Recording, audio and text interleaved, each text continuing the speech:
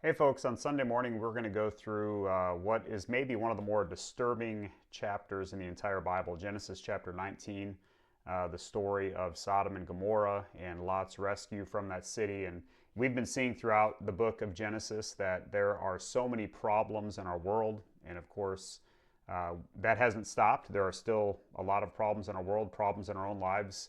And yet, in the midst of those problems, there are promises from our Creator. God is a God of promises, a God who keeps His promises, a God who is faithful. And so, when we go into Genesis chapter 19 on Sunday and we see this incredible depravity, we're also going to see deliverance. We see depravity, but we see deliverance. We see problems, but we see promises. We see unfaithfulness, and yet we see faithfulness. We see sin and rebellion, and yet we see a covenant keeping God who is good and righteous and just and does all things according to His purposes and for His glory and for our good.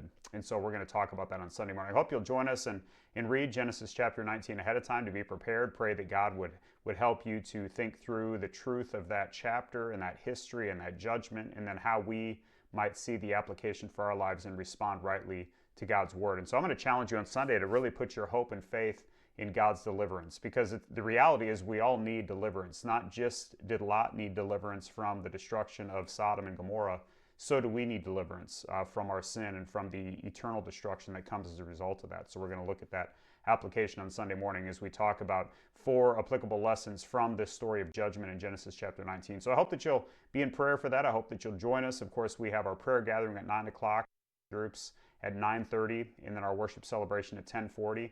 And then on Sunday evening, we have our Trail Life troop meeting for those boys and their guardians or parents who want to join us Sunday evening from 6:30 to 8 o'clock. We look forward to that time as well. So I hope that you'll join us on Sunday. I hope you'll spread the word, invite an unchurched family member, friend, coworker, classmate, teammate, and let's gather together for fellowship and worship. Looking forward to seeing you on Sunday.